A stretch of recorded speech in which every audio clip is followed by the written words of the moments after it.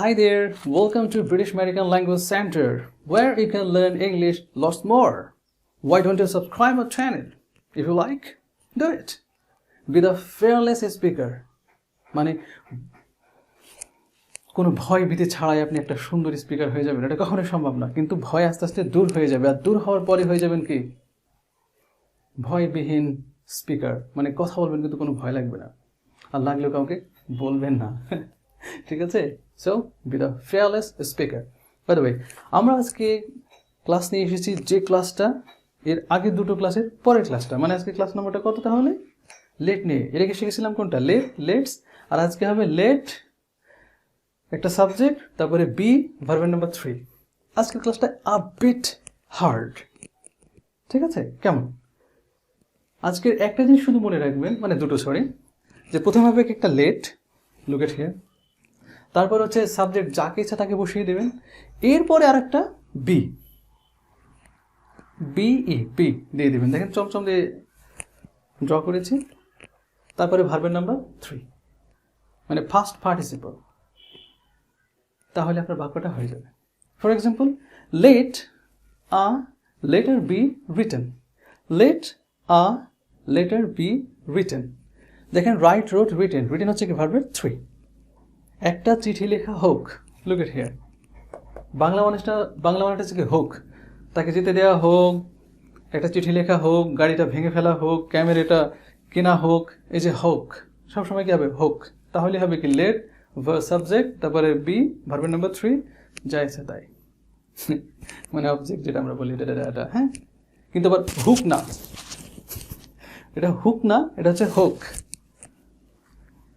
বানানটা, হ্যাঁ।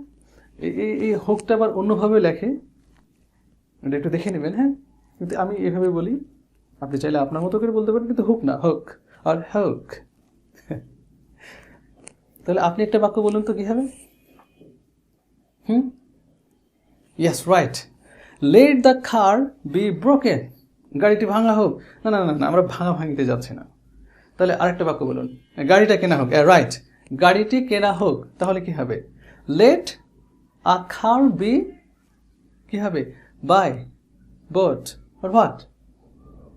হ্যাঁ, বাই, বট। তাহলে let a car be bought. একটা গাড়ি কেনা হোক। এখন যদি বলি একটা প্লেন কেনা হোক, প্লেন, তাহলে কি হবে? একই, late a plan be bought. একটা টেলিভিশন কেনা হোক, late a television be bought. একটা ছবি অঙ্কন করা হোক, তখন কি বলবেন? লেট আ পিকচার বি কি হবে? ড্রন।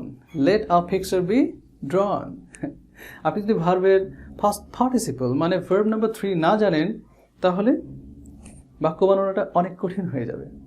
তাহলে কি করবেন? এখন থেকে ভার্বের 3 নাম্বারটা শিখে নেবেন। না, 3টা একসঙ্গে, যেমন do, did, done, like this, first to last একেবারে শিখে নেবেন, যাতে কোনোটারই সমস্যা না হয়। ফাইনালি আর একটা বাক্য বলি, আমরা আমাদের ক্লাসটা শেষ করবো। কি হবে বলেন তো একটা বাক্য? আপনারাই বলুন। আরে বলুন না।